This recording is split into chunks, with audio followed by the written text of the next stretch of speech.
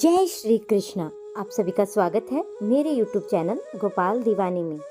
आज हम आपको संकट चौथ व्रत की कथा का रसपान करवाने जा रहे हैं। आइए कथा आरंभ करते हैं। एक शहर में देवरानी जेठानी रहती थी।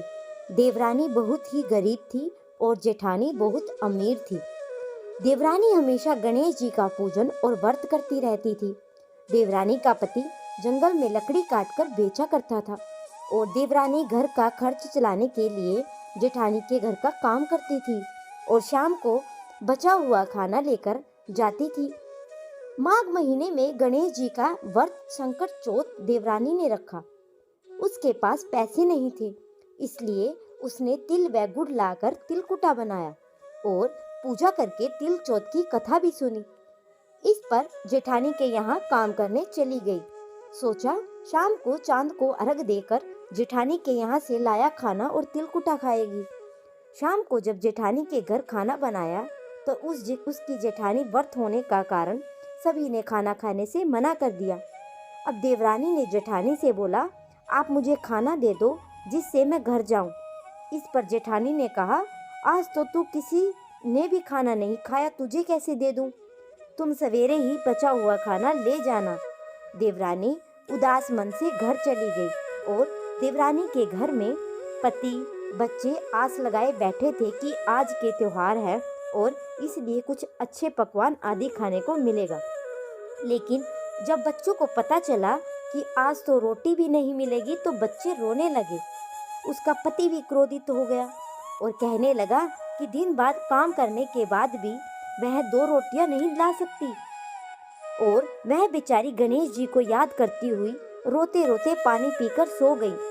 उस दिन संकट माता बुढ़िया माता का रूप धारण करके देवरानी के सपने में आई और कहने लगी, सो रही है या जाग रही? वह बोली, कुछ सो रहे हैं और कुछ जाग रहे हैं। बुढ़िया बोलती है, भूख लगी है, खाने के लिए कुछ दे।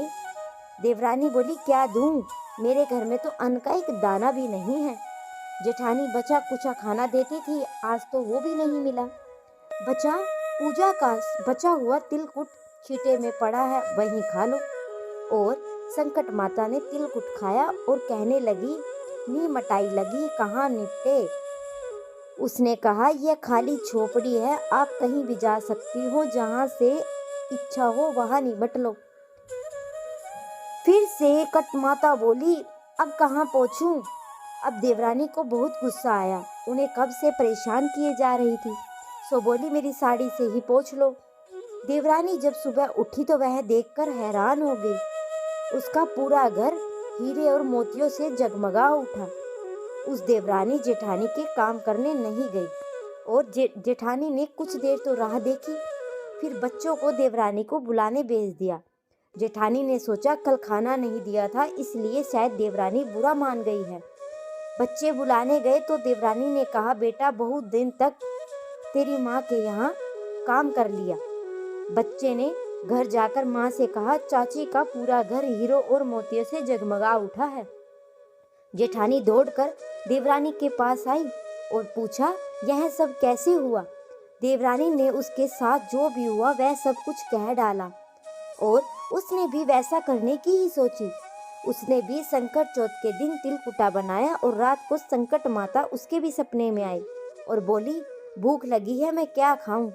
जेठानी ने कहा, आपके लिए छींके में रखा है, फल और मेवे भी रखे हैं, जो चाहे खा लो। संकट माता बोली, अब निपटे कहाँ?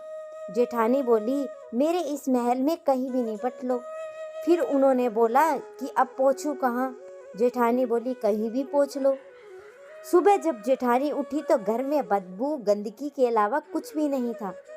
हे संकट माता, जैसे आपने देवरानी पर कृपा की वैसे ही इस कथा को सुनते और ओंकार भरते हुए मनुष्य पर भी करना। जय हो संकट चौथ माता की।